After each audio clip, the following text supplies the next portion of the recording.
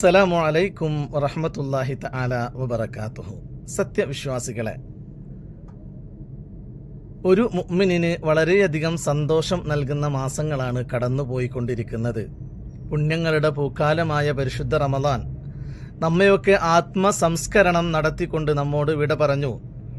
അതിൽ നിന്നും ഉൾക്കൊണ്ട ഈമാനികമായ ഊർജത്തോടുകൂടി ശവ്വാൽ മാസം കഴിഞ്ഞ് നാം ഹജ്ജിന്റെ മാസങ്ങളിലൂടെയാ കടന്നു പോകുന്നത്. അൽ ഹജ്ജു അശ്ഹുറും മഅലൂമാത്ത്. ഹജ്ജ് പ്രത്യേകമാക്കപ്പെട്ട ചില മാസങ്ങളിലാണ് എന്ന് പരിശുദ്ധ ഖുർആൻ നമ്മെ പഠിപ്പിച്ച ഹജ്ജിന്റെ മാസങ്ങളിലാണ് നാം. പരിശുദ്ധ ഇസ്ലാമിന്റെ പഞ്ചസ്തംഭങ്ങളിൽ അഞ്ചാമത്തേതാണ് ഹജ്ജ്. വലില്ലാഹി അലന്നാസി ഹിജ്ജുൽ ബൈത്തി മൻ ഇസ്തതാഅ ഇലൈഹി സബീല. ജനങ്ങൾക്ക് അള്ളാഹുവിനോട് ചെയ്തു വീട്ടാനുള്ള ഒരു ബാധ്യതയാണ് ഹജ്ജ്. മൻ ഇസ്തതാഅ ഇലൈഹി സബീല. ആ ഹജ്ജിലേക്ക് എല്ലാ നിലക്കും കഴിവുള്ളവൻ. നാം ചെറുപ്പം മുതലേ അതിനർത്ഥം പഠിച്ചതാണ്. മുതലാലും വഴിയാലും തടിയാലും. മുതലാലും എന്ന് പറഞ്ഞാൽ സാമ്പത്തികമായി, തടിയാലും എന്ന് പറഞ്ഞാൽ ശാരീരികമായി, വഴിയാലും എന്ന് പറഞ്ഞാൽ യാത്ര ചെയ്യാനുള്ള റൂട്ട്, മറ്റ് കാര്യങ്ങൾ, അതിനുള്ള നിർഭയത്വം. ഈ മൂന്ന് രൂപത്തിലുമുള്ള കഴിവ് ഉള്ള ഒരു വ്യക്തിക്ക് ഹജ്ജ് നിർബന്ധമാണ്. നിസ്കാരം പോലെ തന്നെ മുസ്ലിം ആയിരിക്കണം, പ്രായപൂർത്തിയുള്ളവനായിരിക്കണം, അതുപോലെ തന്നെ ബുദ്ധിയുള്ളവനായിരിക്കണം. ഇതൊക്കെ ഹജ്ജ് നിർബന്ധമാകാനുള്ള നിബന്ധനയാ. അതിനൊക്കെ പുറമെ ഏറ്റവും പ്രധാന നിബന്ധന ഇസ്തിതാഅത്ത് തന്നെയാണ്, കഴിവുണ്ടാകുക. എന്താണ് ഹജ്ജിന്റെ കഴിവ്? പലരും ധരിച്ചു വച്ചിരിക്കുന്നത് വലിയ ഒരു പണക്കാരന് മാത്രമുള്ള ഒരു നിർബന്ധ ബാധ്യതയാണ് ഹജ്ജ് എന്നാൽ അങ്ങനെ അല്ല. നമുക്ക് മക്കയിലേക്ക് പോയി തിരിച്ചു വരാനുള്ള സാമ്പത്തികമായ ഒരു കഴിവ്, നമ്മുടെ ശരീരത്തിന്റെ ആരോഗ്യപരമായ കഴിവ്, നമുക്ക് യാത്ര ചെയ്യാനുള്ള റൂട്ടിൽ നിർഭയത്വമുണ്ട്, ഒരു പ്രയാസവും കൂടാതെ നമുക്ക് യാത്ര ചെയ്ത് തിരിച്ചു വരാനുള്ള സാഹചര്യവും ഉണ്ട്. അതോടൊപ്പം നാം ചിലവ് കൊടുക്കൽ നിർബന്ധമായ ആളുകൾക്ക് നമ്മൾ ഹജ്ജിന് പോയി തിരിച്ച് എത്തുന്നതുവരെയുള്ള ചിലവിനുള്ള സാമ്പത്തികം, അവധി ഇറങ്ങിയ കടം ഉണ്ടെങ്കിൽ ആ കടം വീട്ടാനുള്ള സാമ്പത്തികം, ഇങ്ങനെ ഈ രൂപത്തിലുള്ള കാര്യങ്ങളൊക്കെ കഴിച്ചിട്ട് ശേഷം നമുക്ക് ഹജ്ജിന് പോകാൻ തികയുന്ന സാമ്പത്തികമുണ്ടെങ്കിൽ അത്തരത്തിലുള്ള ഒരു വ്യക്തിക്ക് ഹജ്ജ് നിർബന്ധമാണ്. ഞാൻ ഈ പറഞ്ഞതിൽ നിന്ന് എനിക്ക് ഹജ്ജ് നിർബന്ധമുണ്ടോ എന്ന് ഓരോരുത്തരും സ്വയം വിലയിരുത്തി തീരുമാനിക്കേണ്ട വിഷയമാണ്. പിന്നെ അല്ലാഹു സുബ്ഹാനഹു വതആല അവന്റെ അടിമകൾക്ക് നൽകുന്ന ഒരു വലിയ പ്രതിഫലം ഈ ഹജ്ജിൽ, അൽ ഹജ്ജുൽ മബ്റൂറു ലൈസ ലഹു ജസാഉൻ ഇല്ലൽ ജന്ന. മബ്റൂറായ ഹജ്ജിന് സ്വർഗമല്ലാതെ മറ്റു യാതൊരു പ്രതിഫലവും ഇല്ല. അത്രമേൽ പുണ്യമാക്കപ്പെട്ട ഒരു കർമ്മമാണ് ഹജ്ജ്.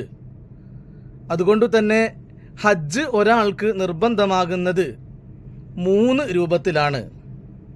ഒന്ന്, സ്വയം കഴിവുണ്ടാകുക. സാമ്പത്തികമായി കഴിവുണ്ട്, അതോടൊപ്പം ആരോഗ്യപരമായിട്ട് അവന് പോകാൻ കഴിയും. അപ്പോൾ അവൻ സ്വന്തം ശരീരം കൊണ്ട് പോയി ഹജ്ജ് ചെയ്ത് തിരിച്ചു വരിക. അത് ഒന്ന്. ഇനി രണ്ടാമത്തത്, സാമ്പത്തികമായ കഴിവ് ഉണ്ട്, പക്ഷേ ആരോഗ്യം അവനെ ഹജ്ജിന് പോകാൻ അനുവദിക്കുന്നില്ല. അങ്ങനെയാണെങ്കിൽ അവന് മറ്റൊരാളെ ഹജ്ജിന് പറഞ്ഞയച്ചുകൊണ്ട് ഇവന്റെ ബാധ്യത വീട്ടാം. ഈ പറഞ്ഞയക്കപ്പെടുന്ന ആൾ മുമ്പ് ഹജ്ജ് ചെയ്ത ആളാവണം. അങ്ങനെ ഒരാൾക്ക് ഹജ്ജിന് പോകാനുള്ള സാമ്പത്തികമായ എല്ലാ സംഖ്യയും കൊടുത്തുകൊണ്ട് ഈ വയ്യാത്ത ആൾക്ക് വേണ്ടി ഹജ്ജ് ചെയ്യാൻ വേണ്ടി ഏൽപ്പിക്കുക. ആ രൂപത്തിലും ഹജ്ജ് വീട്ടാം. ഇനി വേറൊരവസ്ഥ, ഒരു മനുഷ്യന് അവൻ ജീവിച്ചിരിക്കുമ്പോൾ ആരോഗ്യമുണ്ടായിരുന്നു, സാമ്പത്തിക കഴിവുമുണ്ടായി, പക്ഷേ അവൻ ഹജ്ജ് ചെയ്യാതെ മരണപ്പെട്ടു. അങ്ങനെയാണെങ്കിൽ അവന്റെ അനന്തര സ്വത്തിൽ നിന്നും അത് അനന്തരാവകാശികൾക്ക് വീതിച്ച് നൽകുന്നതിന്റെ മുമ്പ് അവന് ഹജ്ജ് ചെയ്യാനുള്ള സംഖ്യ മാറ്റിവെക്കണം. ആരെങ്കിലും ഒരാളെ പറഞ്ഞയച്ച് അവന്റെ പേരിൽ ഹജ്ജ് ചെയ്യണം. കാരണം അവൻ ഹജ്ജ് നിർബന്ധമായ നിലക്കാണ് മരണപ്പെട്ടത്. പരിശുദ്ധ ഖുർആനിൽ അനന്തരാവകാശവുമായി ബന്ധപ്പെട്ട വിഷയം പറയുന്നിടത്ത് പറയുന്നത് കാണാം, മിൻ ബഅദി വസിയ്യത്തിൻ യൂസി ബിഹാ ഔ ദൈൻ. ഒരു മനുഷ്യന്റെ അനന്തരാവകാശം അത് കൊടുക്കുന്നത്, വിതരണം ചെയ്യുന്നത് എപ്പോഴാണ്? മിൻ ബഅദി വസിയ്യത്തിൻ യൂസി ബിഹ, ഈ മരിച്ച ആള് ജീവിതകാലത്ത് എന്തെങ്കിലുമൊക്കെ ചെയ്യണമെന്ന് വസിയ്യത്ത് ചെയ്തിട്ടുണ്ടെങ്കിൽ ആ വസിയ്യത്തിന് വേണ്ടിയുള്ള സംഖ്യ മാറ്റിവെക്കണം. ഔ ദൈനിൻ, ആ മനുഷ്യന് കടമുണ്ടെങ്കിൽ ആ കടം വീട്ടാനുള്ള സംഖ്യയും മാറ്റിവെക്കണം. ഈ കടം എന്ന് പറഞ്ഞതിൽ അള്ളാഹുവിനോടുള്ള ഒരു ബാധ്യതയാണ്, കടമാണ് ഹജ്ജ്. അതുകൊണ്ടും തന്നെ ആ ഹജ്ജ് ചെയ്യാനുള്ള സംഖ്യയും കൂടി മാറ്റിവെച്ചിട്ട് മാത്രമേ അനന്തരാവകാശികൾക്ക് ആ മനുഷ്യന്റെ സ്വത്ത് ഉപയോഗിക്കാൻ വരെ അവകാശമുള്ളൂ എന്നതാണ് ഇസ്ലാമിക നിയമം. മനസ്സിലാക്കുക, ഹജ്ജ് എന്നുള്ളത് നമ്മിൽ പല ആളുകളും നിർബന്ധമായ രൂപത്തിൽ മരണപ്പെട്ടവരുണ്ടാകാം. അത്തരത്തിലുള്ള ആളുകൾക്ക് അവരുടെ അനന്തരാവകാശികൾ ഹജ്ജ് ചെയ്ത് വീട്ടൽ നിർബന്ധമാണ്. അല്ലാത്ത പക്ഷം ആ മയ്യത്ത് അതിൻ്റെ പേരിൽ അള്ളാഹുവിൻ്റെ മുമ്പിൽ ചോദ്യം ചെയ്യപ്പെടും. പ്രിയപ്പെട്ടവരെ, വളരെയധികം സൂക്ഷ്മത പാലിക്കേണ്ട വിഷയമാണ്. നാം പലരും അശ്രദ്ധരാണ് ഈ വിഷയത്തിൽ, അലംഭാവം കാണിക്കുകയാണ്. എനിക്കൊന്നും അത് നിർബന്ധമല്ല, അതൊക്കെ വലിയ വലിയ മുതലാളിമാർക്കുള്ളതാണ് എന്ന് ചിന്തിക്കുന്ന പല ആളുകളും നമുക്കിടയിലുണ്ട്. നാം സ്വയം വിലയിരുത്തുക. ഞാൻ ഈ പറഞ്ഞ രൂപത്തിലുള്ള കഴിവുകൾ നമുക്ക് വന്നിട്ടുണ്ടെങ്കിൽ അതിനുശേഷം ഹജ്ജ് ചെയ്യാതെ മരണപ്പെട്ടാൽ നാം കടപ്പെട്ടവരാണ് അള്ളാഹുവിനോട് എന്ന് ഓർക്കുക.